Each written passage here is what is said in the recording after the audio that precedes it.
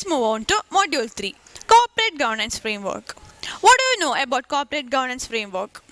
To serve the interest of shareholders and other stakeholders, RBC's corporate governance system is subject to ongoing review, assessment, and improvement.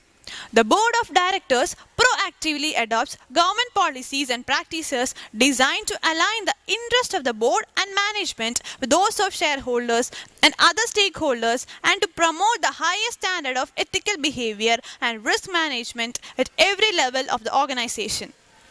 An example of a corporate governance framework can be seen in the basic proprietary limited company. In this situation, the enterprise has a board of directors who have responsibility to their stakeholders, their customers, and the government, both state and federal.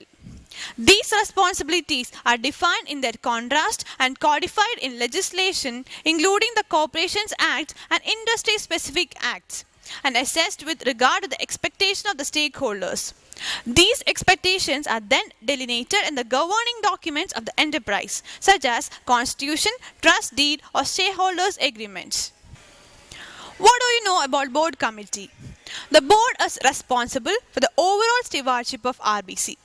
Directors are elected by shareholders to supervise management of the business and affairs of the organization with the goal of enhancing long-term shareholder value.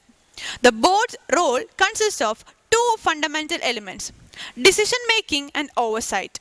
The decision-making function is exercised through formulation with management of fundamental policies and strategic goals and the approval of certain significant actions.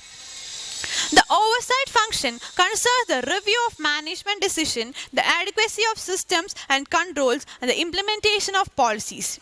In performing its role, the board makes major policy decisions, participates in strategic planning, delegates to management authority and responsibility for day-to-day affairs, and reviews management's performance and effectiveness. What is Audit Committee remuneration?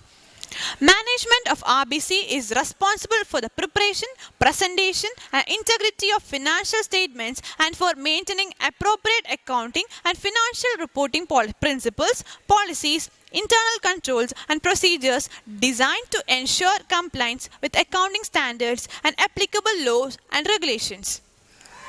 The external auditor is responsible for planning and carrying out, in accordance with the professional standards, an audit of annual financial statements and an audit of internal control or financial reporting.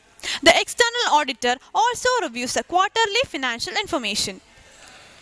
The audit committee's purpose is to review the adequacy and effectiveness of these activities and to assess the boards in its oversight of the integrity of banks' financial statements, the external auditor's qualification, independence and performance, the effectiveness and independence of banks' internal audit services, finance and compliance functions, the adequacy and effectiveness of controls, and the bank's compliance with legal and regulatory requirements.